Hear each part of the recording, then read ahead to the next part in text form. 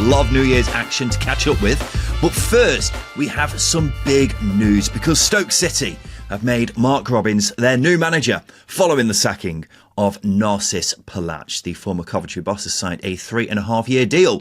Stoke's sporting director John Walters said, "We're delighted that Mark sees an exciting opportunity to build something special in the Potteries.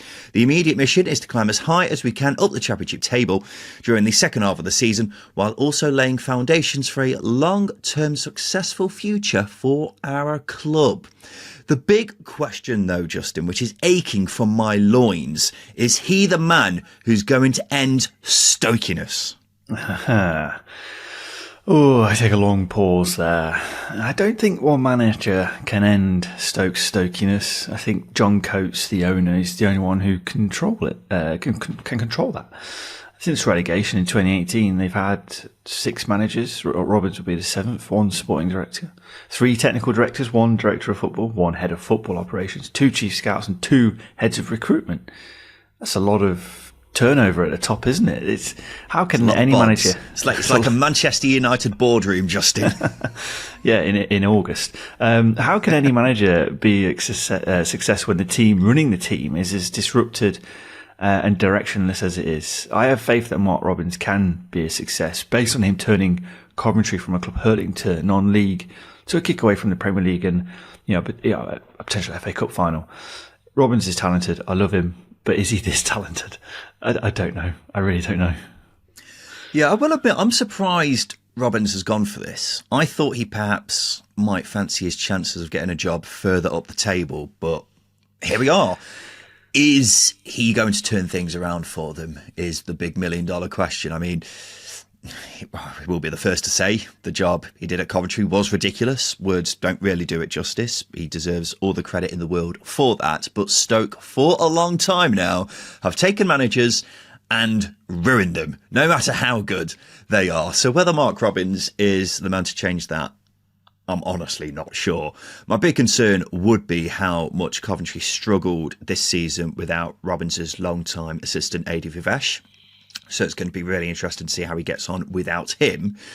The vast majority of Stoke fans wanted someone with experience after how Narcis Palach did, which is understandable. But the bottom line is, it's almost impossible to say whether someone's a good appointment or not with Stoke City because many have tried and many have failed to change their fortunes.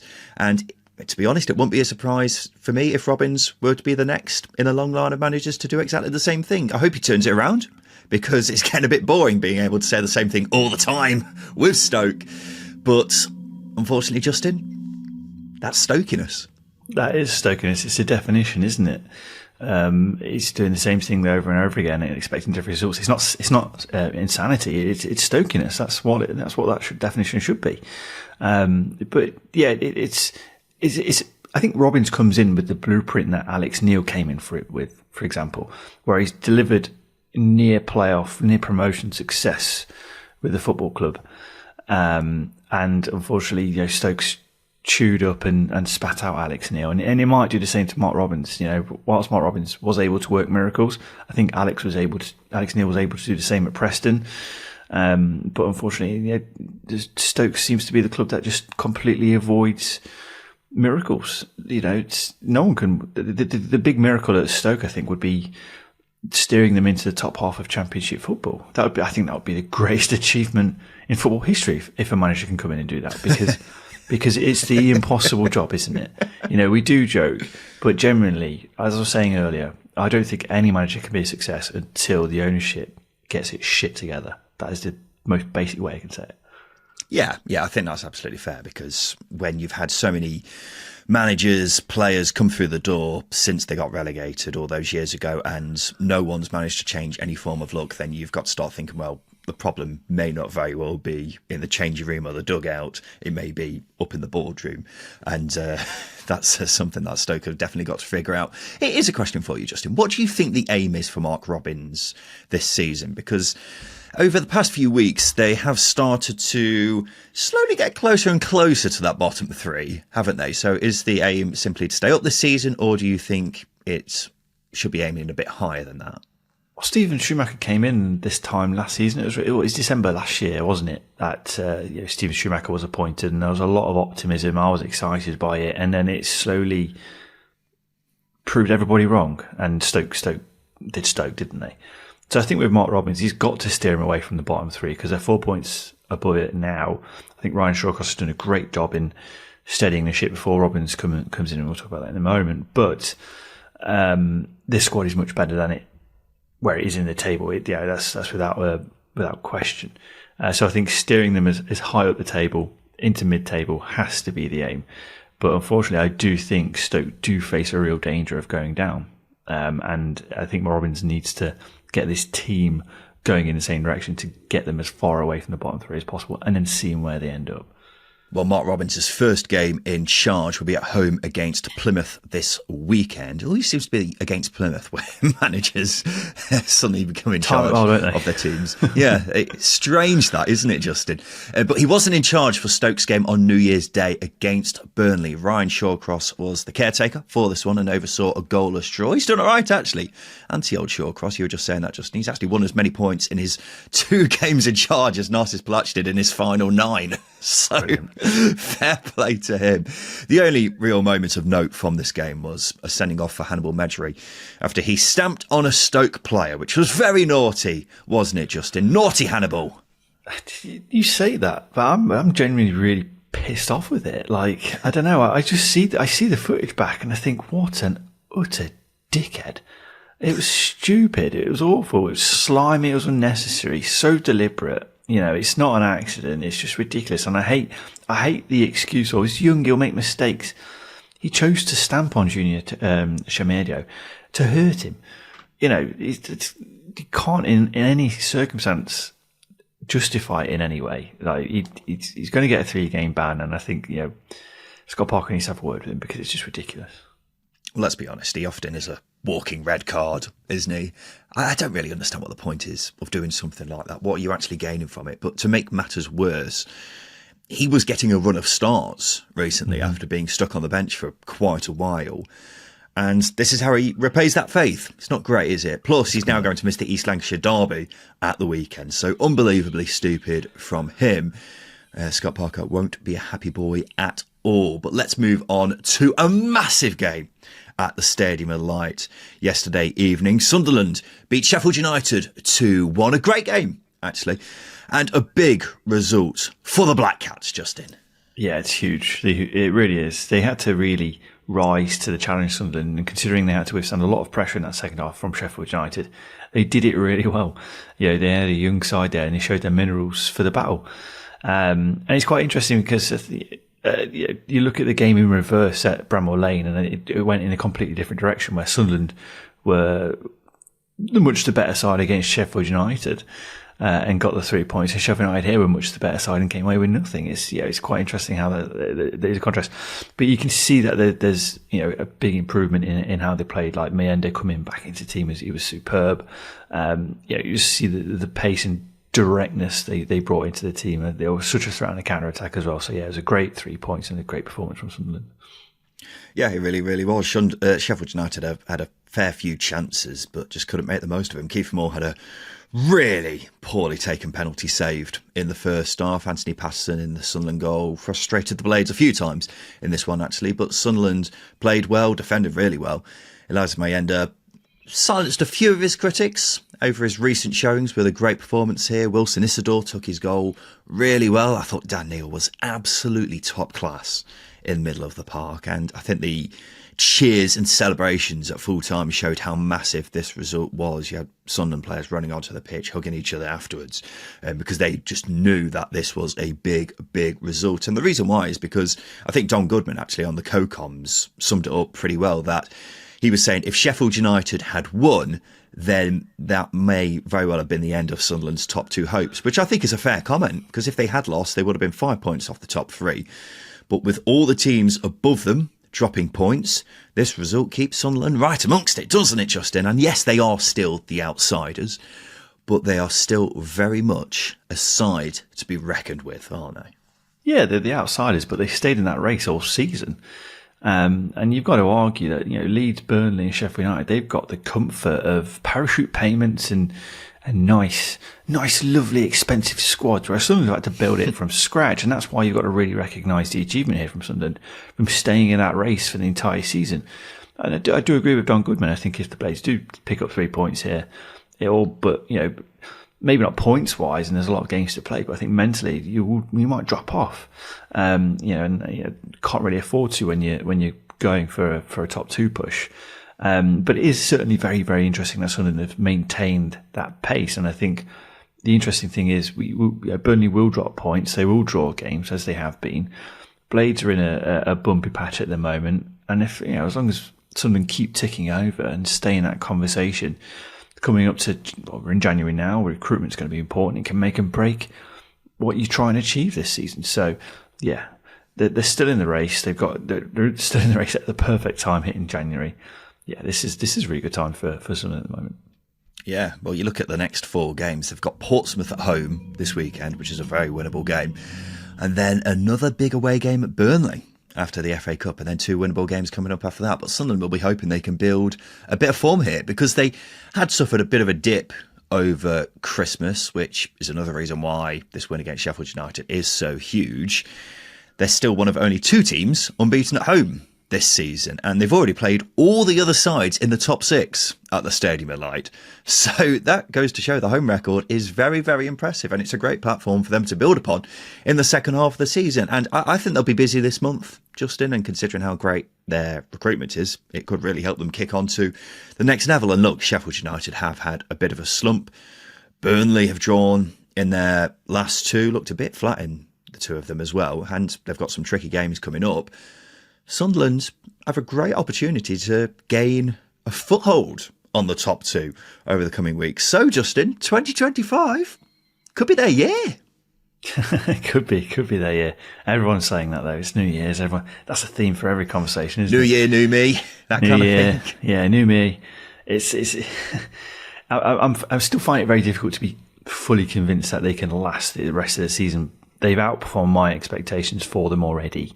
So I wouldn't be surprised if they do the same thing again. That's a basic argument for that for that potential. I think as long as they've kept pace up until this stage, Justin, then that should be enough evidence. Plus, as we say, if they are going to strengthen in January as well, then that should hopefully give them a bit more impetus going forward, shouldn't it? It should do.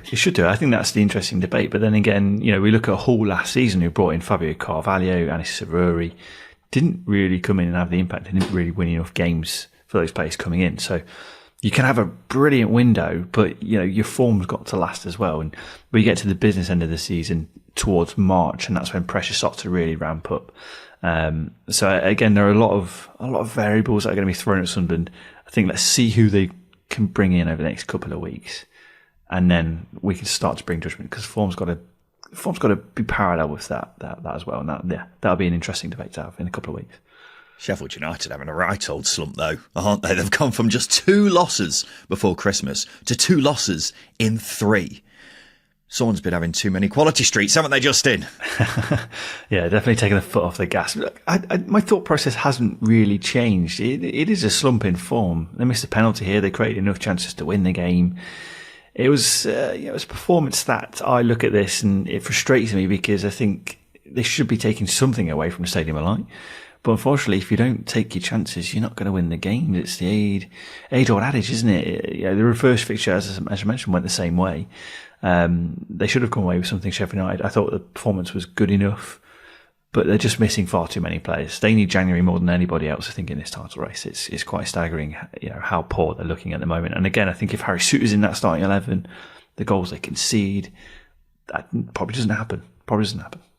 Yeah, to be fair to Sheffield United, they've played a lot worse this season than they did against Sunderland and won games, haven't they? So I think you're right. The Souttar injury is a really, really big one for them. But I think not having an informed striker is really costing them. The only informed striker they've really had all season is Tyrese Campbell, but he's obviously been injured. And you don't ever want to be relying on him for so many games in a season because of his previous injury problems. But it's not the first time Kiefer Moore has missed some big chances. Ryan Brewster, I thought, actually had a decent game against Sunderland, in fairness, but his goal-scoring touches long gone. And I think Chris Wilder can take some blame here as well. I don't really know why Harrison Burrows didn't start. One of your best performers this season, one of your biggest games. Just seems like common sense. Callum O'Hare seems to start every game, despite his performances not being great this season. So I don't really understand that either. But you're right, Justin. Pretty much every team needs to strengthen in some shape or form this month. But Sheffield United may need to do it more than most because of their respective ambitions this season. That should happen with the new owners. But a lot of work to do, I think, this coming month. No, yeah, huge amount. I mean, just on the Burrows one, you mentioned you've got to rotate your team at this point of the season. You have to. There's a lot of games that have been played in a short space of time, and it's important to do that. And again, because they're so limited on the ground defensively, it does get exposed a little bit. But yeah, Sheffield United more than anybody need additions. I think they need a forward player in that final third who's capable of playing with his back to goal, who's a bit more nimble than Kiefer Moore. They're probably a winger short as well. They've relied very heavily on Jezrin Raksiaki, and it's starting to show a little bit. So again, I think those two areas are very important to get sorted very quickly, and maybe another central midfielder amongst more. Look, it's going to be a difficult month to navigate for Sheffield United, but I think having that breath of fresh air with the new ownership coming in should allow them a little bit more leeway and a couple of loans to come in. Leeds have failed to win Ellen Road for the first time since September after a late Danny Batts goal saw Blackburn get a 1-1 draw.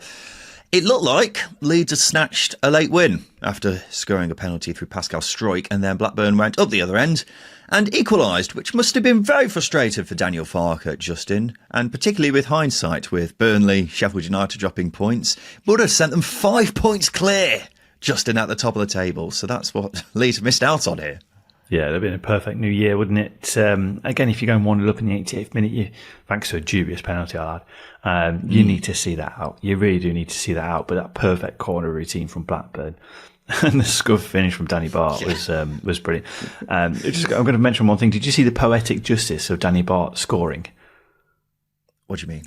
So when Pascal Strike put his penalty away, Wilfred Gnonto barged Danny Bart over in celebration, and Danny Bart chased after him. And then Danny Bart scores the winner. Scores the equaliser, I should say. I did see a Blackburn player running after the Leeds player, but then the camera cut away, so I didn't really see who it was. It was but a brief moment. Seeing that. Yeah, a brief moment, but poetic justice. But yeah, it's more points dropped from Leeds. It wasn't a good performance or a great performance by any means, but you score in the 88th minute. You've got to see that out. Yeah, very frustrating afternoon for Leeds. It's funny because I've noticed Leeds fans seem to attack every team they struggle against on social media, Justin, and call them negative, time wasters, parking the bus, etc. You get that kind of gist. But the reason teams do that is because they know Leeds are better than them, don't they? But also because we've seen on a few occasions now this season that it works. And it was the same here for the most part. Leeds had a lot of possession, not really done much with it. And hats off to Blackburn for a brilliant defensive showing. And if Leeds are going to keep struggling to break these teams down, then other teams are going to keep doing it. It's as simple as that, isn't it? Yeah, it's a formula, especially when you go to Ellen Road. You have to ride your luck a little bit. But I don't think that was the case here for Blackburn because they nullified Leeds brilliantly. Yeah, they really did. This was another great performance from Blackburn against Leeds. Obviously, Blackburn doing a number on Leeds a couple of weeks ago with a 1-0 win. And you are absolutely right. Fans can be frustrated by it, but I take it as a compliment. If teams are sitting this far back against you and having to change their entire philosophy for the day to try and get a result against you, it's a positive indictment on what your football is doing to other sides. Because Leeds have got the quality to really pick apart teams with ease. So you've got to double down. You've got to double down and be negative and park two buses if you need to. But as I say, I think it's more of a compliment than anything. But I think this performance from Blackburn was probably one of the better ones I've seen against Leeds this season, despite them not being beautiful going forwards. But there's beauty at the other end as well, Ryan. There's beauty at the other end. There 100% is. And I fully agree with you about Blackburn. They had a really, really good game here. Just go back to your point just then.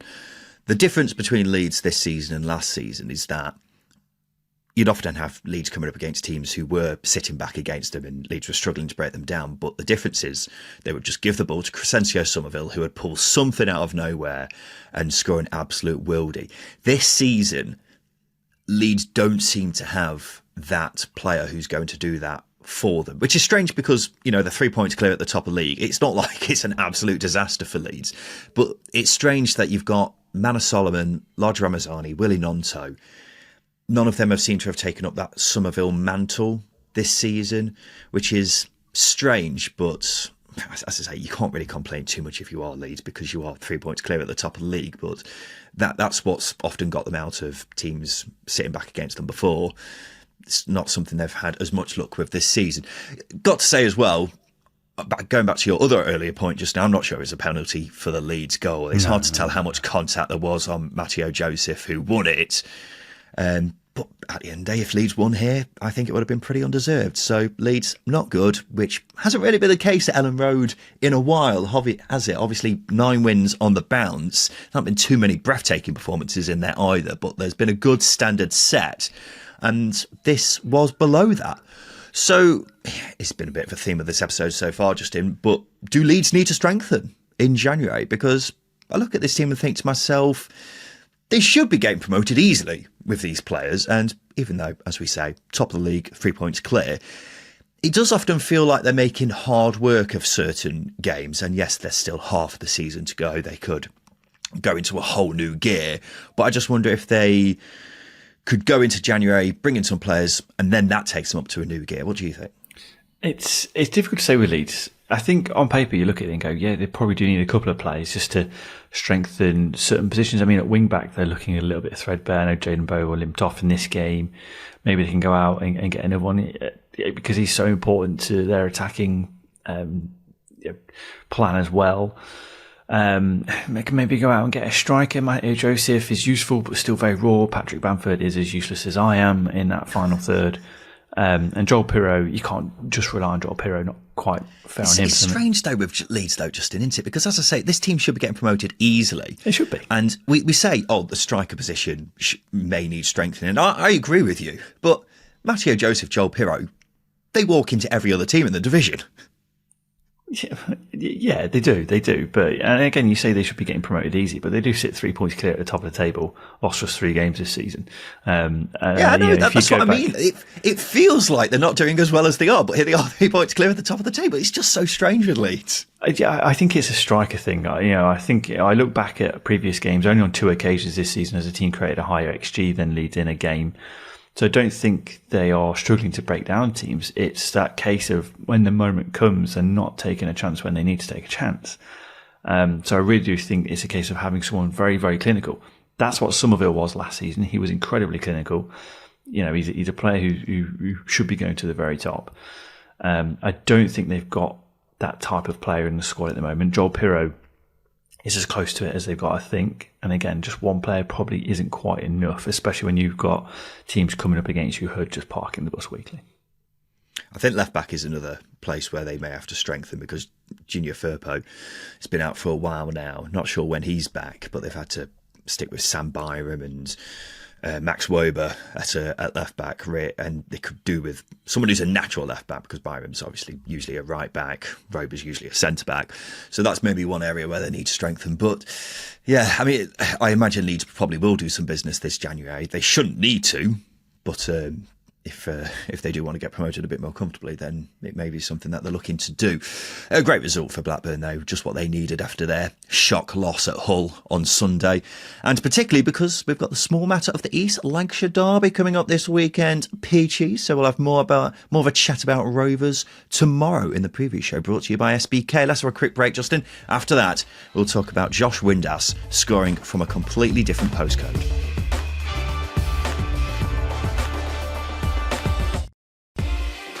Welcome back to the Second Tier podcast, and a wonder goal from Josh Windass saw Sheffield Wednesday win 4-2 against Derby County.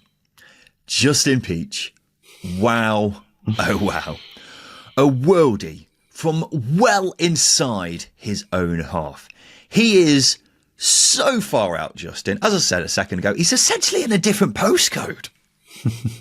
It was a ridiculous punt, wasn't it? Absolutely ridiculous. When I saw that Sheffield Wednesday we went 2-0 up, I was disappointed. But when I saw, obviously being a Derby fan, and then when I saw that Josh Windass had scored from his own half, I was just like, for fuck's sake, Happy New Year.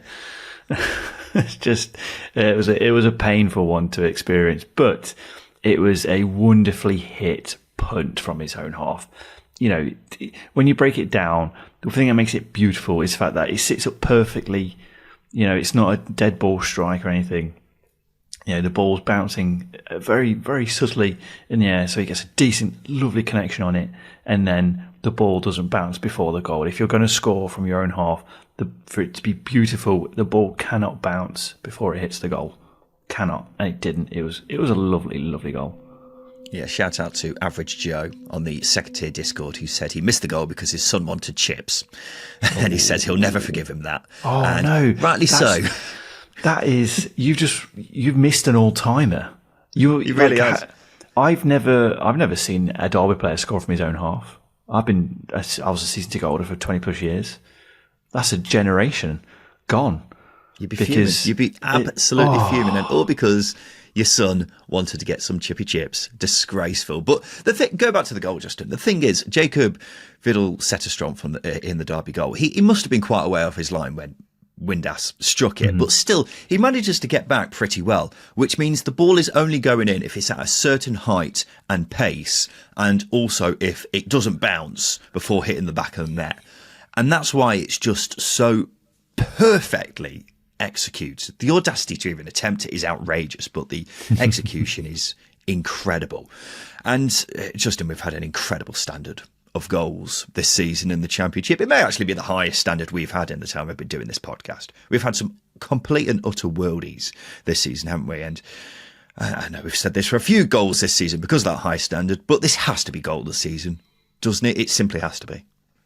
I feel like I have to be consistent with my narrative on shots from your own half. I feel like I have to be very consistent and say it's not a goal of the season contender for me. This one is perfectly executed. Not a contender. Really yeah. You mean it's not goal of the season, but you think it's not goal of the season, but it will be a contender, yes. And I go back to the Ismaila Sarr one for Watford a couple of seasons ago, and for me they are just hopeful drives, aren't they? They really are. Yes, roll your eyes, do what you want. Every listener will be rolling their eyes, but unfortunately, every shot from 30 yards out is a hopeful drive. No, it's not. How is it not? Not in the same category as this, because Josh Windass has seen Zetterstrom off his line. The stars have to align for that to go in. It's not necessarily the case when you're hitting a shot from 30 yards out. Of course it is. No.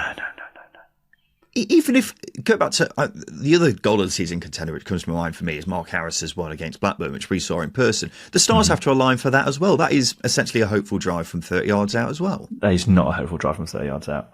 This because it isn't, because he's put his body behind it. You know, he's weighed it up in his mind. Josh Windass has seen Zetterstrom off his line and gone, right, I'm having a punt here. Put his foot through it, and it's gone into the goal. Right? That's as simple as that. 90% of people who play football and have played at a fairly okay level could probably do what Josh Windass does. Oh my God, I knew you were going to say that. That is an outrageous take. It's not. It's not. I couldn't do what Mark Harris did. I could probably achieve a 1 in 10 chance of doing what Josh Windass did. That is one of the most outrageous takes you've ever had on this podcast. It's not.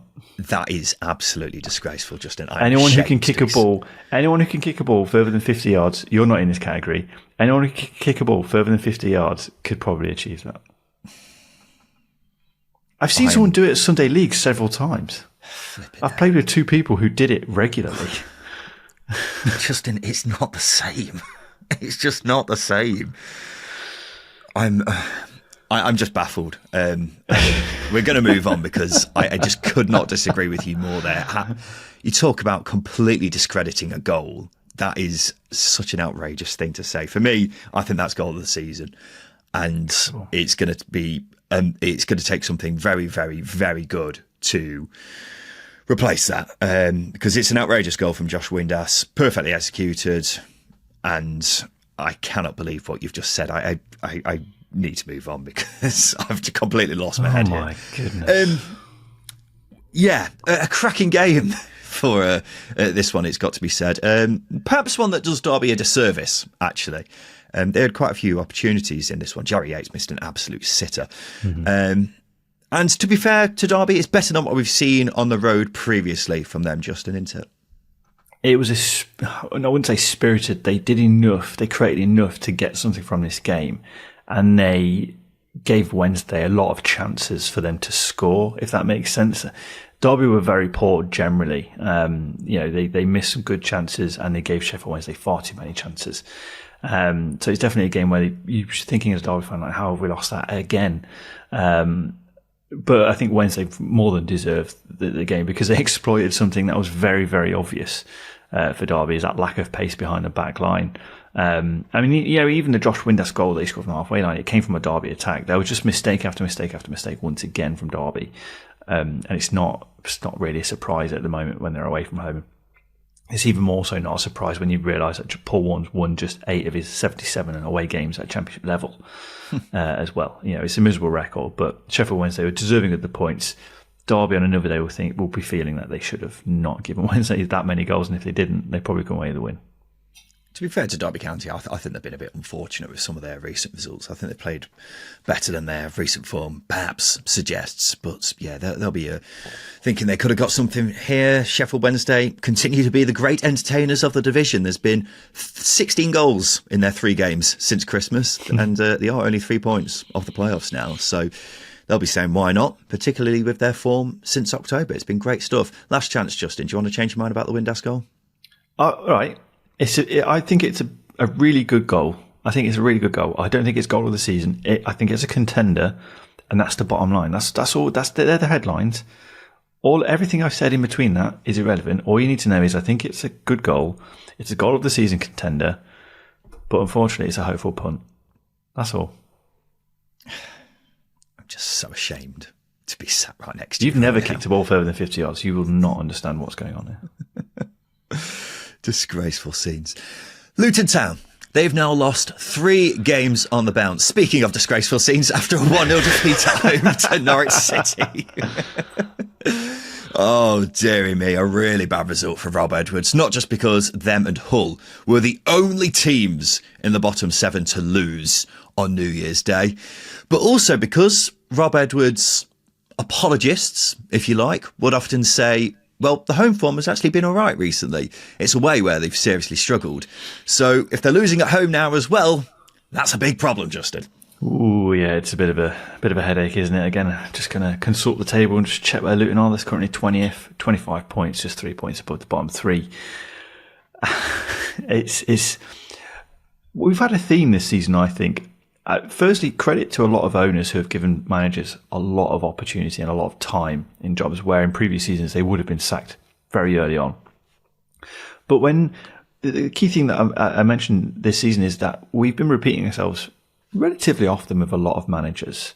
We're saying the same thing over and over again with Tim Volter. We're doing it with Narcis Palach, even Mark Robinson to an extent, and we've been doing it with Rob Edwards. The trend there is that those managers have lost their jobs. And Rob Edwards is still in his. It's quite incredible that he is. But you are right. The home form has been the one thing that has been... It's been the light at the end of the tunnel. And now it is impossible to... when they start dropping points at home, especially to a team like Norwich, who is so hot and cold, it's not good enough, unfortunately. It's not good enough. And yes, they did create the better chance in this game, but it was very marginal. It wasn't a performance where I'm sat here going, oh, they've blown Norwich away here. They did. They haven't. They've been edged in a tight game. Simple. Yeah, the atmosphere turned toxic here as well. I was saying after I went to Kenilworth Road a couple of weeks ago about how it was going to turn toxic before they got the 2 goals against Derby. So I can only imagine how bad it actually was there. But from what I've seen, it looked very bad and only cranks up the pressure on Rob Edwards even further after the game. He said he's not stepping away from the job. That's despite saying a couple of months ago, Justin, that he doesn't want to be a divisive figure at Kenilworth Road. Well, he certainly is now, isn't he? Yeah. I found the most incredible thing he said post-match was the performances, although we are losing, are not losing performances at the moment, but we're finding a way to lose at the moment. He did repeat himself. And I just looked at results and performances over the past few weeks, and I was staggered by it. Stoke's probably the only win since the Watford game earlier on in the season where they've been convincing. The Derby win they didn't really deserve. Every other performance as well has been close to, or as close to garbage as you can get. It's a ludicrous statement from Rob Edwards. It's all it does is once again support the statement of me saying mediocrity has become an acceptable thing for Luton. And I've said that week on week on week. It's so bloody dangerous. It's such a dangerous mindset to have. I'm absolutely staggered that Rob Edwards is in a job. Don't know why he's doubling down. You know, I'm not going to call for managers to become unemployed, but unfortunately this is just ridiculous now. It really is. Yeah, I completely agree with you, Justin. They've been really poor recently. I don't think results have. I think the results have been actually kinder than their results suggest. Yeah. And then their performances suggest. That's what I mean to say. But yeah, it's been said before, but it bears repeating how much the relationship between Luton fans and Rob Edwards has soured in the space of a few months. It's the dictionary definition of hero to zero, really, isn't it? Yeah. But they can see it's not working anymore, hence your point just then, Justin. Even in their positive results, they haven't been playing well. There's no imagination in attack. They're one-dimensional. They're a shambles at the back. The players don't seem motivated like we've seen previously with Luton teams. And we're just sat here once again asking, what more is it going to take before the Luton hierarchy decide enough is enough? I mean, the reports are that it will cost £1.5 million to sack Rob Edwards, which seems to be regarded by many people as the reason why a decision has not been made yet. But the longer this goes on, Justin, the bigger the threat of relegation. Yeah, I mean, I'm just looking at the bottom three now. Cardiff are poor, Plymouth are poor. It's very hard to see them being a convincing case of overtaking Luton. But you look at Hull, who have just got in a very talented coach in Ruben Sellers. Performances have been a lot better under him. And they're a side who are more than likely going to recruit heavily in January. Portsmouth are a very plucky side under John Mousinho, and their home performances are much better than any performance Luton have put in this season as well. Stoke have just got in Mark Robbins, Gary Rowett's just coming to Oxford. They're just teams around them making good decisions, making pivotal decisions for the season, and hitting form as well. It's not the squad is too good to go down, but I don't think there's a team that is too good to go down. You look at Wolves all those years ago when they went down under stale Solback and with the Premier League squad. Birmingham last season. Sunderland's not really a great case for all those years ago, but you get the point. This is a precarious, perilous position for Luton. And if they don't make a decision, League One football, it can't be ruled out. It can't be ruled out. Yeah, which would be an incredible, incredible turn of events if that were to happen. But it's a rare away win for Norwich City. It's their first on the road since September, which is an even bigger indictment on Rob Edwards. Got to give a mention to a very funny moment in this game where Norwich defender Ben Chrissy had his shirt pulled off by a Luton player, but play was still going on, so he had to play for a little bit with a shirt in his hand and even won a header while he was carrying his shirt. It was great scenes. Really good stuff. Marcelino Nunes got the goal for Norwich, Justin. He's a bloody good player, isn't he? I really like the little Chilean. The little Chilean. I don't know if that's an insult or not. I know he's not. I know he's little in size, but I mean, it's factual. Are facts insults? You're stating, the facts here. But you can't describe as little. He's just scored a winner. He scored a pivotal goal in midweek as well. He's a big roaring Chilean, metaphorically. A big roaring 5'8" Chilean. You're getting dragged down on height again. Listen, you're the one who brought it up. Yeah. Moving on. Nunes only scores bangers, doesn't he? He plays like he loves football, which again I think is rare, especially in the modern game as well. He was wonderfully serenaded by the away fans after the game. Deserved the moment. Very pointless stat here, but he's now got 7 goals outside the box for Norwich, and he scored 9 in total for the Canaries. So, chances are he's gonna hit one. He's gonna put one in the back of the net, isn't he? Yeah, well, he's such a massive goal threat, isn't he? He's a great passer, a lovely dribbler. But I think a really big indicator of how big a player he is for Norwich. He was injured around November time and missed 7 games. Norwich only won 1 of those games when he was missing from the team. So that goes to show that he is a big, big player for the Canaries. I think he's a really classy midfielder and is going to be so important to Norwich's top 6 hopes. He's a really enjoyable player to watch, and I think he's really taken his game onto a next level this season. So Norwich are 11th, 6 points off the playoffs. 5 in 10, Justin. Name 5 Leonardo DiCaprio films. Shutter Island, Titanic, The Departed, The Revenant. There's one more. Gilbert Grape.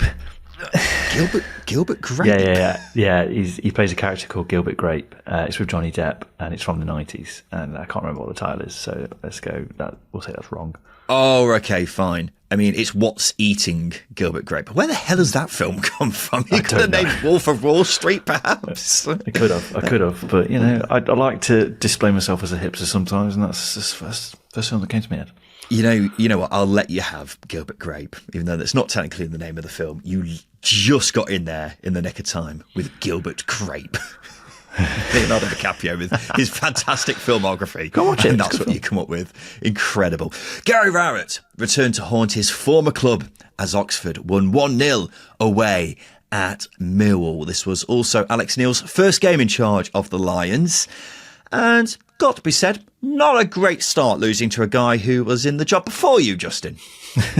Both former Stoke managers as well. It's a wonderful narrative here. But yeah, it's not the best. But I think Alex Neil identified a couple of problems with Millwall. He's got to change a lot of process there. He came across something quite telling. He sensed crowd agitation when the back line was putting a few passes together along the defence. And I think all at Millwall. But this is that the crowd is so expectant of them sitting behind and sitting back and not having any of the ball that they were getting pissed off that they were keeping possession. Well, not pissed off, that's probably a bit of a inflammatory statement, but they were frustrated at them keeping possession. But as I say, he needs to breathe patience into the team and change the perception of the crowd that having the ball might lead to more chances being created. It might lead to more game control. I think what we've seen here is Alex Neil has a very different philosophy and mindset to Gary Rowett, despite them being put in the same box sometimes. And I don't think that's the case. I think it's probably a bit of a disservice to Alex Neil. He likes a tight team. He likes a structured team, but he also likes a methodical team. And I think he will deliver that over time, but this wasn't the game where they did it. Well, Alex Neil will probably tell you in a way that it's a good thing because you learn more about your team in a defeat than a win.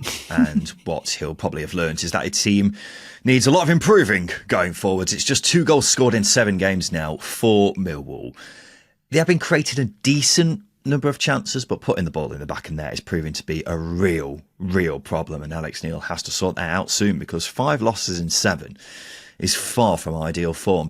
But do you know what is ideal form, Justin Peach? What we're seeing from Guy Rowett's Oxford. 3 wins from 3. An incredible turnaround from Gaza. It's their first away win of the season for Oxford, having previously lost 8 from 10.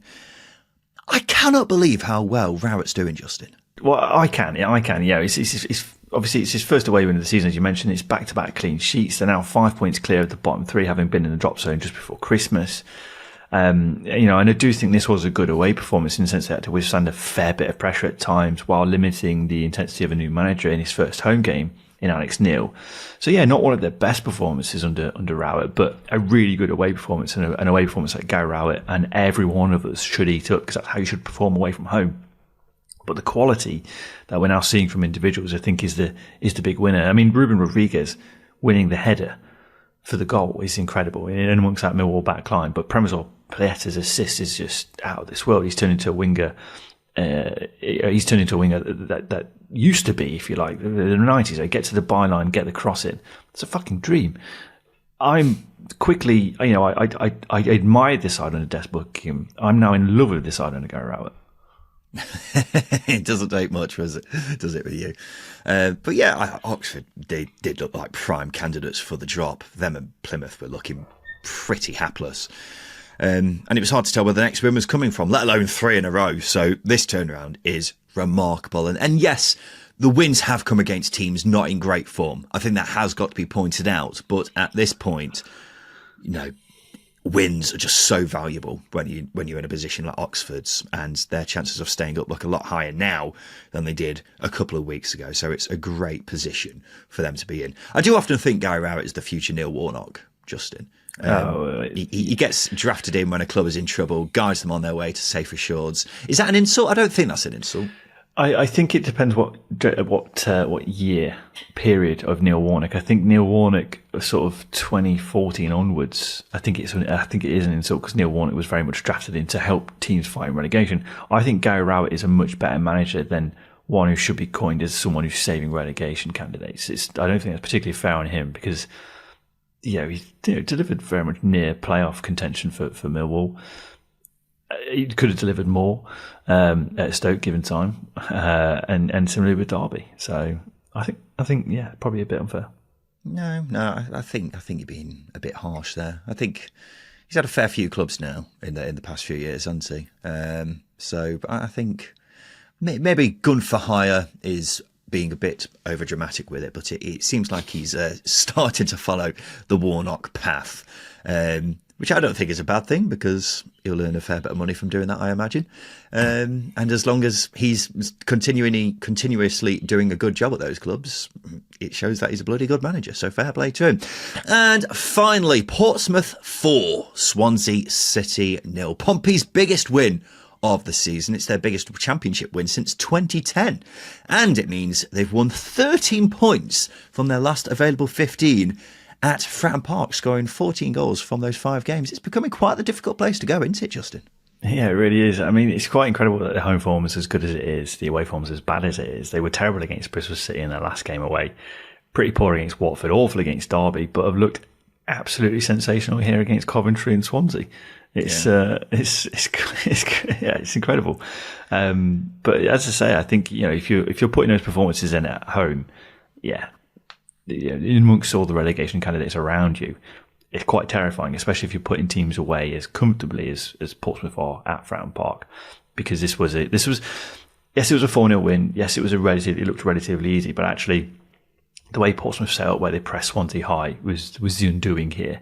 They forced Swansea into a lot of mistakes, and that's where a lot of the goals came from.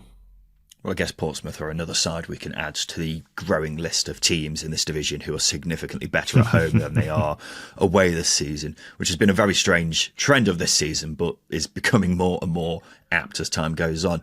Because look, you're right, Justin, you summed it up pretty well there, that they've been really poor in their last few away games, but at home they have been great. I've mentioned him before, but Freddie Potts in midfield is a really good midfielder, 21 years old. He dominated the middle of the park against Swansea. Josh Murphy was back amongst the goals, celebrated by doing the old Cardiff City Ayatollah in front of the Swansea fans, which I'm sure went down well in the Welsh capital. And good to see Paddy Lane on the score sheet as well, Justin. He was a massive player for Pompey last season, but has been mostly limited to sub appearances this season. So that goal could be massive for him. But Portsmouth will be very happy. They're outside the bottom 3 now as well with games in hand. It's just got to improve their results on the road. But as long as they're continuing to get results at Fratton Park, Justin, they've got a really, really good chance of staying up, haven't they? Well, yeah, when you look at the likes of Cardiff, who are, again, are very hot and cold. I know they're unbeaten in the last 2, but they're a team that you just cannot be convinced by over a long period of time. You've got Luton, who are losing away games and have now seemingly dropped off at home. And obviously, with the home form, as I said, I think if they can keep getting those results and keep performing as well as they have been, because again, it's the way they're pressing teams, I think, is a big thing. They did it against Coventry as well. They were just so good. And if they can get those plans right at home, hopefully it takes a bit of pressure off away. But the away form, they do need to start performing better because they have looked absolutely hopeless. It really is Premier League, Portsmouth at home, non-league Portsmouth away. The contrast is ridiculous. Yeah, it's the FA Cup winning team at home, isn't it? Sol Campbell, Noe Pamaro. Noe Pamaro, why is he the second name that's come into your head? Iconic names of that team are Sully Montari, Carnu, David James, Benjani, Noe Pamaro. David James, yeah. Nico Glenn Johnson. He was in there as well, wasn't he? Okay. We're just was Horizon in there? He may have been. I like that we're just naming the 2008 FA Cup winning team now. Yeah. I don't see what the issue is. It's the end of the show. A bit of nostalgia to round things up. I don't see what your issue is, Justin.